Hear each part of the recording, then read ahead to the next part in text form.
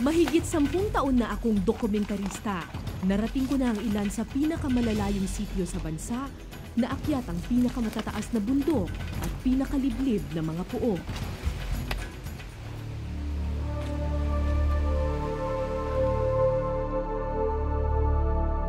Pero ano kaya ang matutuklasan ko kung maabot ko ang pinakamalalim? Anong misteryo ang itinatago ng mundo sa ilalim?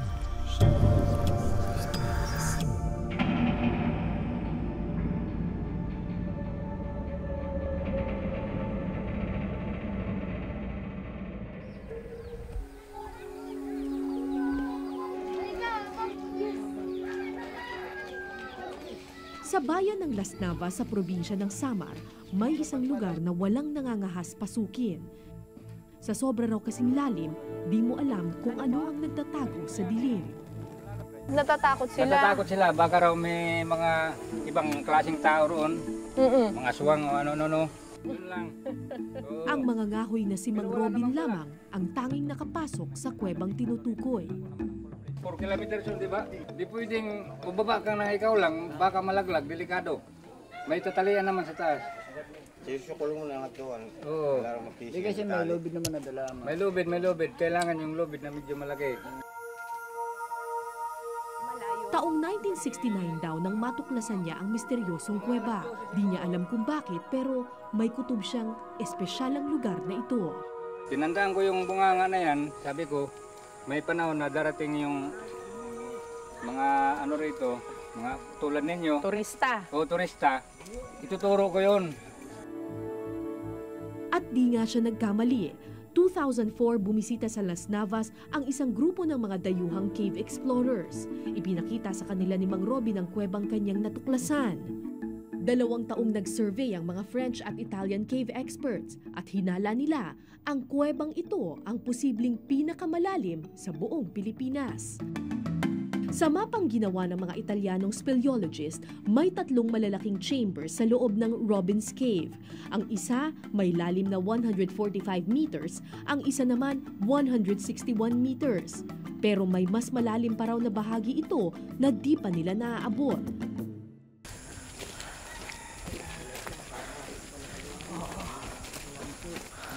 Mga 5 to 6 hours daw yung lalakarin bago marating natin yung bunganga ng Robin's Cave. Ang problema natin, hindi natin kasama si Mang Robin kasi masyado na siyang matanda para maglakad. So, sana hindi tayo maligaw at sana mahanap natin yung maliit na butas na sinasabi papunta dun sa malaking bunganga ng kuweba.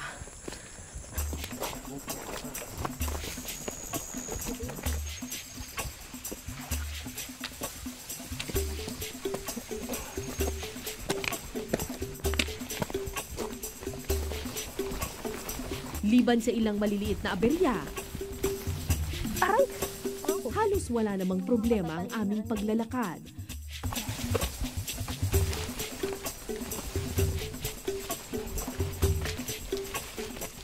Siyam na kilometro ang kailangan naming bunuin at sa haba ng lakaran, inabot na kami ng tanghalian sa daan.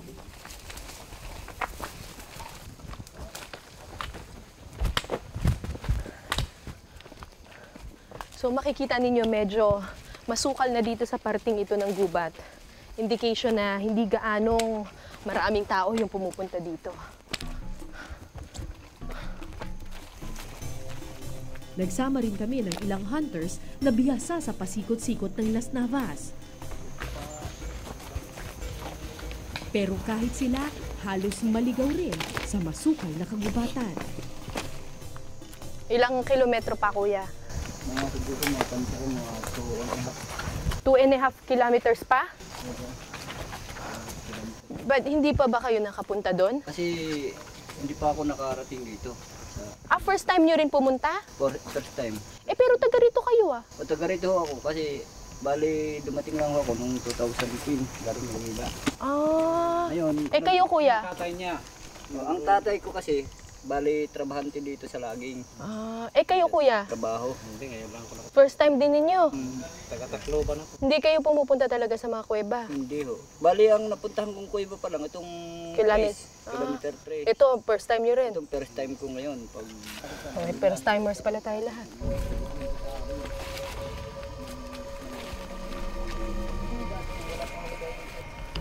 Habang lumalayo, palaki ng palaki ang mga puno. Pasukal ng pasukal ang lugar.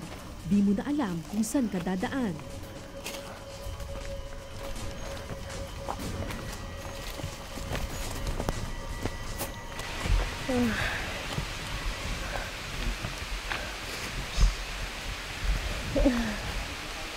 Tama ba to? Shine!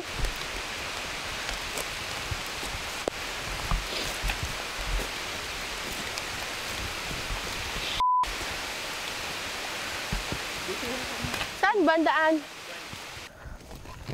Mahigit 6 na oras na kaming naglalakad pero wala pa rin kaming kuwebang nahahanap. Ito may tagpas. Sana, sunod.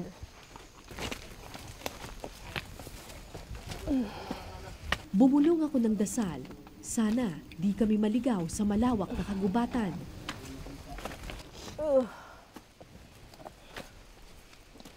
Dininig naman ng Panginoon ang aking hiling. Makalipas ang ilang minuto, tumambad ang ilang maliliit na kuweba. Ang problema,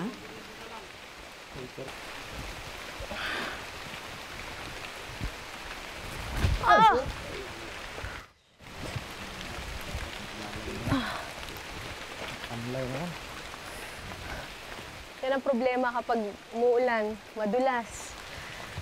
Pero yung nakikita ninyo sa paligid, parang itsurang mga kuweba na. So, sana naman malapit na tayo talaga. Lapis na. alas 3 na ng hapon nang marating namin ang Robin's Cave. Ito na ba? Ito na yung cave? Oh my God.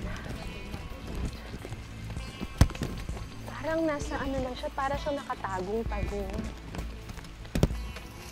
Wow. Oh my God.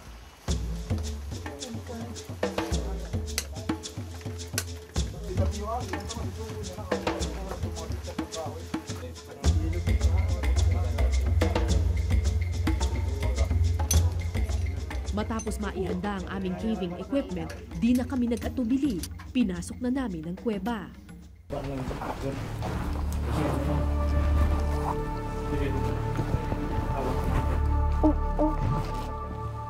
Yung pinakadulo dito, meron siyang lalim na kuwan siya, 161 meters. 161 Oh, bali, meters. documented na yun. Ang pinakamalalim na cave sa Pilipinas ay 163. 63. Oh, bali, So kulang dalawa lang na siya ng 2 metro. Oo, para- Pero ang sa tingin ninyo, So sa tingin ko, kasi actually, hindi pa talaga ito totally explored kasi meron itong chamber dito na may question mark pa doon sa mapa. Ibig sabihin yun, hindi yun napunta ng mga Italian kasi that time parang maulan dito.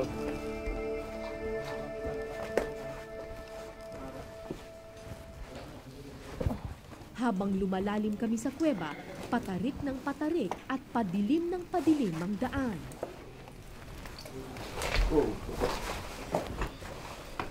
Dahil halos wala pang nakakapasok sa kuwebang ito, well-preserved at aktwal mo pang makikita ang paglikha ng mga maliliit na obra maestra ng kalikasan. mga bagong sibol pa lang.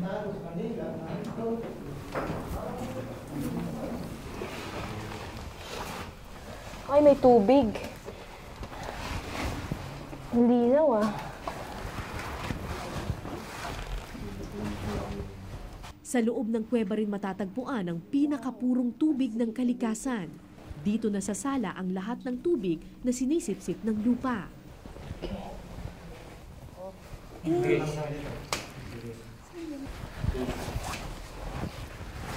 Okay. Sige, kaya.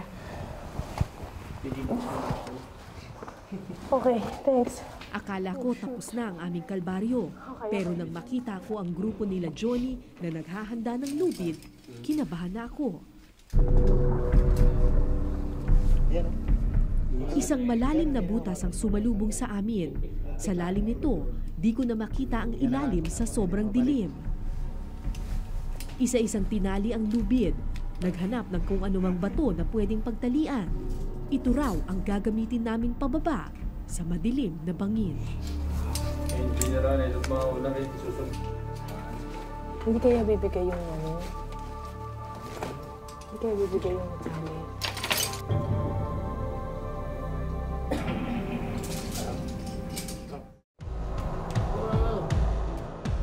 Sa lalim ng kuwebang aming papasukin, maging ang mga kasama kong cave explorers, aminadong delikado ang aming misyon. Tingnan mo yung natanggal dito, yun ang hinahawakan na natanggal. Dito sa area na to. Yung bato dito ako na ito na higit.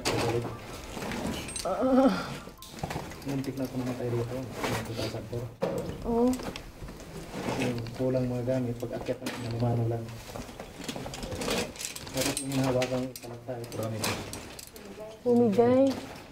Muntik na akong hulog doon.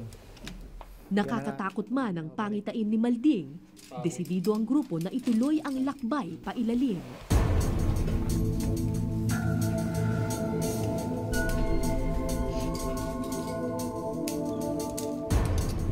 Isa-isa na nilang kinabit sa mga bato ang tali at harness na kailangan. Pero gaano nga ba katibay ang mga ito? Kuya Johnny, hindi naman bibigay yung... Paano kung ma-break yung ano, yung stalagmite na pinaglagyan? Hindi, dalawa man yung bangko, yung pinaka-angkor ko. Ah, dalawa? So pag... Tatlo pa, andito. tatlo. Isang support. Ah, so kung bumigay yung isa, meron pang dalawa na support. Ako na agad? Oo, ikaw. Hindi ko alam kung ano naghihintay sa akin sa dulo ng bangin. Pero sa kagustuhang maabot ang posibleng pinakamalalim na kuweba sa Pilipinas, nilunok ko ang aking kaba. So ito lang yung dandan mo to, ibababa, dandan ka bababa. Kikita mo. Ano iba? Ito lang pinaka-guide mo. Yung sa kanan. Yung itong kanang kamay mo. Ang ibang... Yung i-release ko lang ng... Kunti-kunti, ganun. Okay. Okay, para ka na. Sige. Papa ka dyan, ho. Whoop. Yan. Okay. Sige, pero dapat wag hindi ka didikit dito sa... Tapos ito yung pinaka-guide mo. Yeah. Ganyan. Pag ganito. Sige, ganyan. Sige, tayo.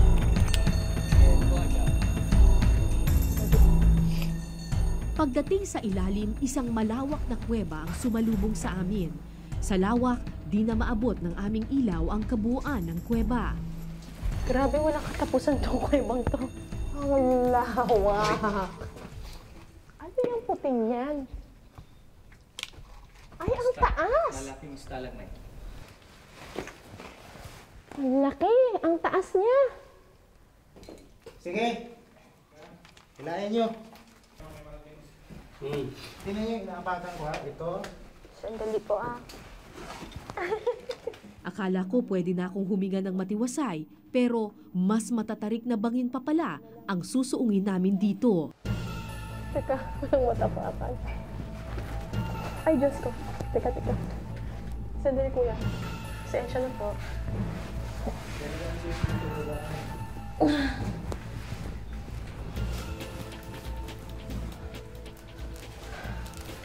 Oops! Bababa tayo dyan. Ang problema dito sa Robin's Cave, kasi hindi pa siya talaga fully explored. So, kailangan maingat tayo kung saan tayo bababa. Baka mamaya yung bababaan natin, dire-diretso na pala siya. Pabangin. Ay, good luck. Oof. Sa baba pa? Oh, bahala na. Kuya, wala nang aapakan. Okay. Ang hirap. Mahirap man ang daan, sulit naman kapag nakita mo na ang mga stalactites at stalagmites sa loob. Grabe tong cave na to. Ang daming chambers. Kahit sa loob, nakakaligaw.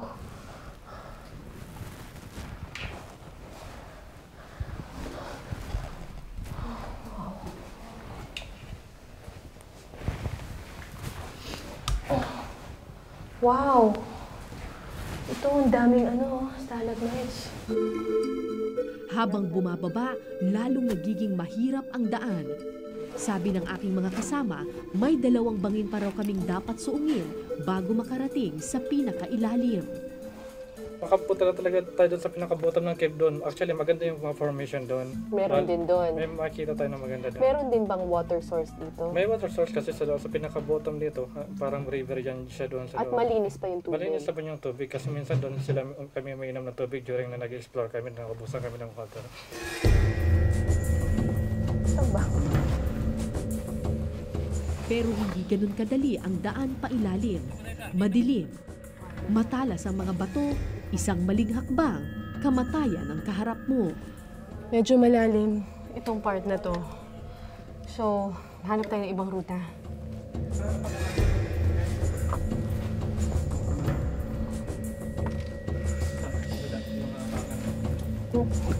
Oh, Maya-maya pa, Okay. napasok na namin ang isang malaking chamber.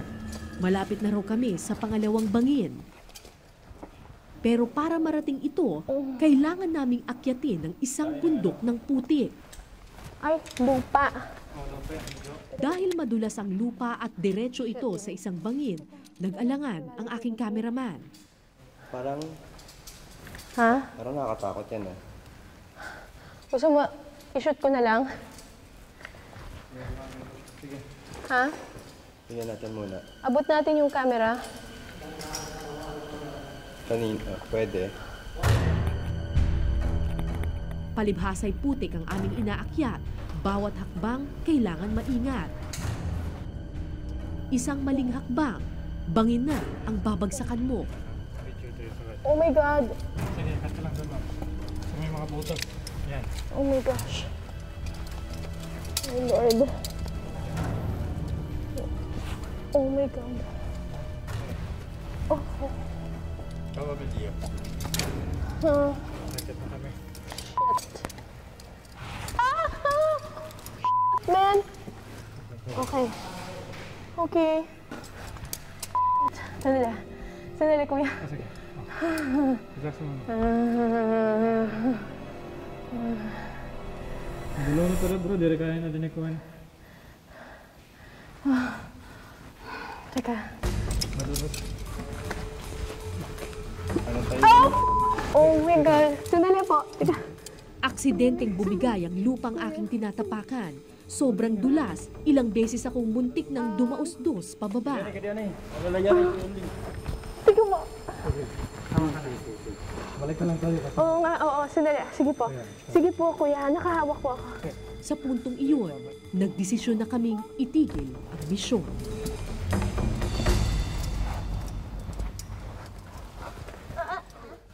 Para mapawa ka. Dumausdos ako ng pagganon eh. Buti ka ba nakakapit ako dun sa isang stalagmite. Hindi ako dumire-diretso pa ilalim. Tama. Dito tapos. Kung delikado ang pababa sa kuweba, kalbaryo naman ang paakyat palabas.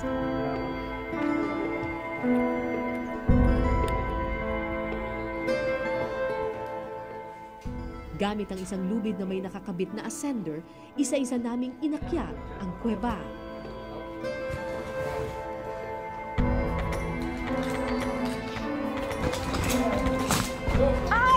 Palibhasay pagod na ang aking paa at katawan. Hirap akong makaakyat sa matarik at matatalas na bato.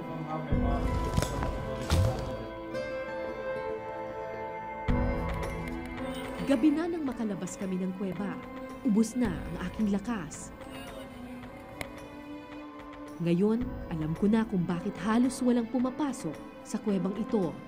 Marahil, yaon din ang nais ng Panginoon, ang manatili itong natatago sa ilalim ng mundo. Bigo man kaming pasukin ang kailaliman ng Robbins Cave, di kami tumigil sa pagtuklas sa natatagong mundo sa ilalim. Kinabukasan, larga ulit kami patungo naman sa isa pang kuweba sa Las Navas, Samar. Ang kuweba na kung tawagin nila, Kilometer 3. Mahigit 10 taon na raw itong tulay na ito. Kaya kung makikita ninyo, parang butas-butas na at medyo marupok na lalo na dito. Pero kung malagpasan ko raw ito, ay nandun na banda yung Kilometer 3 cave. Oh my gosh. So dahan-dahan lang tayo maglalakad, baka lumusot yung pa ako dito. Marupok na siya. Ay, salamat po. Thank you, Lord. Oh, shoot. Kilala ang probinsya ng Samar dahil sa nagagandahan nitong kuweba at rock formation. Noon, puro mga dayuhang cave explorers lamang ang pumapasok sa mga kuweba dito. Pero nang maging tanyag ang caving sa Pilipinas, ang Kilometer 3 Cave ay madalas na ring puntahan ng mga turista. Maya-maya pa, narating na namin ang bunganga ng kuweba.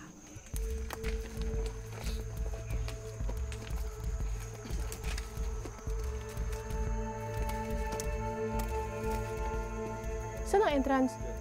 Ah, akala ko yun ang entrance. Ah, itong maliit na to?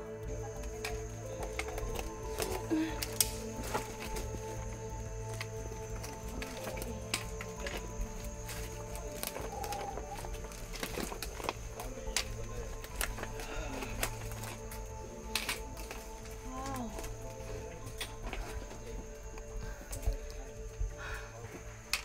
Ang amazing dun sa mga caves.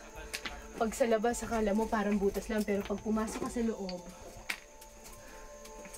parang may underground world. Ganda.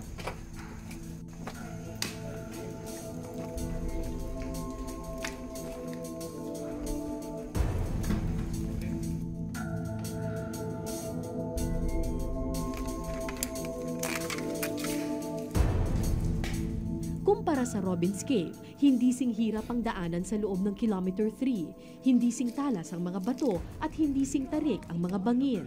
Pero saksakan naman ang putik na animoy kumunoy kung kumapit. Ay! Teka, hindi ako makalabas. Sige.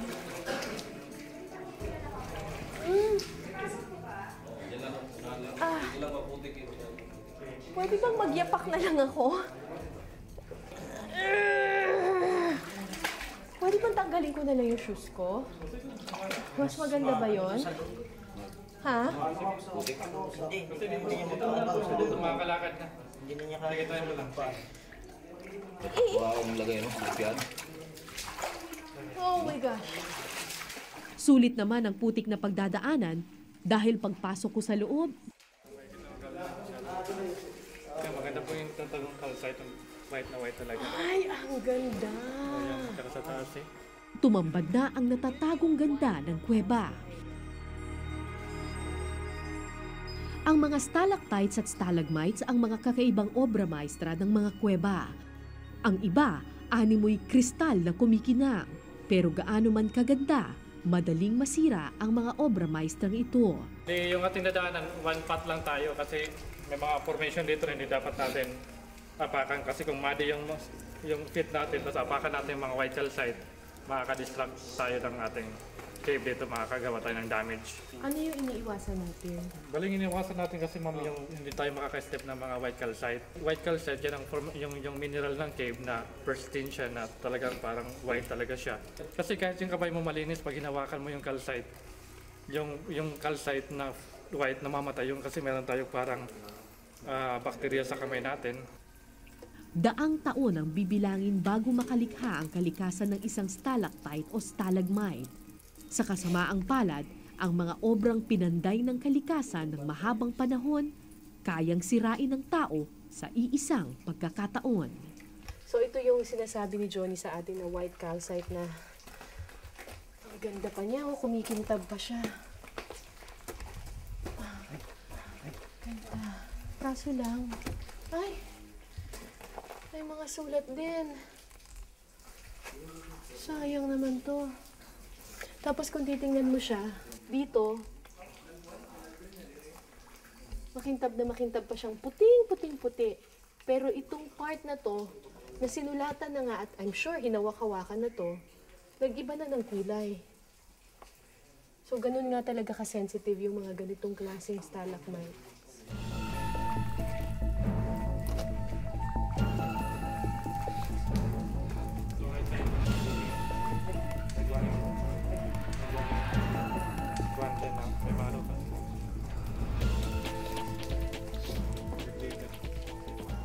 Ilang hakbang pa, mga nagpuputi ang stalagmites ang aming nakita. Pero tulad ng iba, animoy naghihingalo na rin ang mga ito.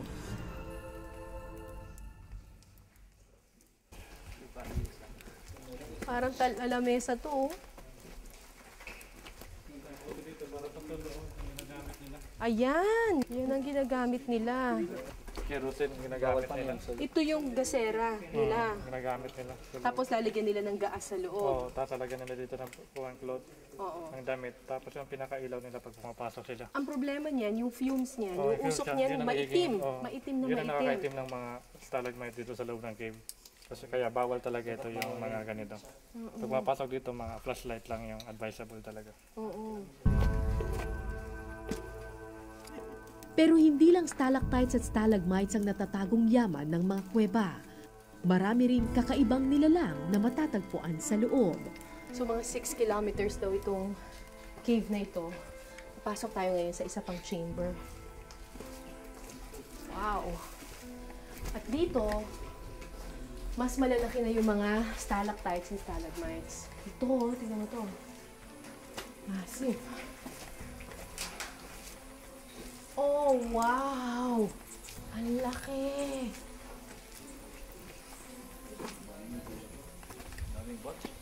Oh my gosh, ang lalim. Ano yan? Bangin na yan dyan sa ilalim? Oh, ang daming paniki. Kapag may paniki, meron ding ahas. Pero di naman ito nanunuklaw kung papabayaan mo lang sumiksik sa mga batuhan.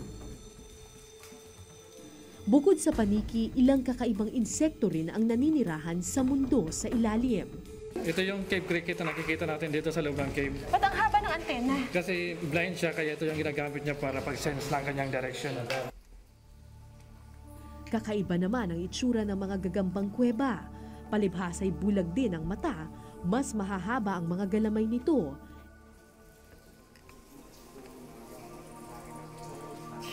Sila ang mga nilalang ng kadiliman. Sa kasamaang palad, hindi na lang sila ang nananahan sa kuweba ngayon. Sa pagpasok ng tao sa loob ng kanilang natatagong tahanan, unti-unting nagbabago ang mga batong pinanday ng panahon. Unti-unting namamatay ang mundong itinago ng dilim. Nang una naming planuhin ang misyong ito, wala akong ibang hinangad kundi ang marating ang mundo sa pinakailalim. Malalim talaga yung kuweba. Ganito rin marahil ang hiling noon ni Mang Robin ang maipakita sa iba ang natatagong ganda ng kanilang mga kuweba.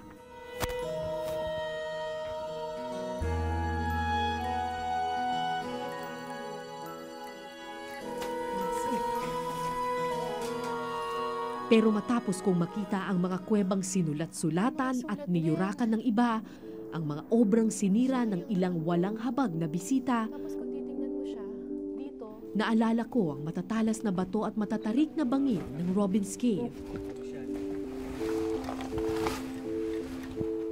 Kung hindi dahil sa mga ito, marahil matagal na ring napasok ang natatagong kuweba.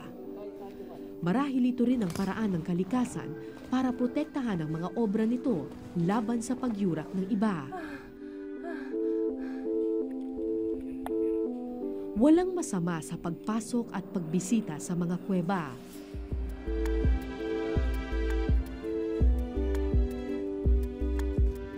Pero wag sana nating kalimutan na hindi natin pag-aari ang mga kuwebang ito. May ibang mga nilalang na nananahan din dito. At tulad ng anumang tahanan, huwag sana nating kalimutan na tayo'y mga bisita lamang. Ako po si Cara David at ito po ang Eyewitness.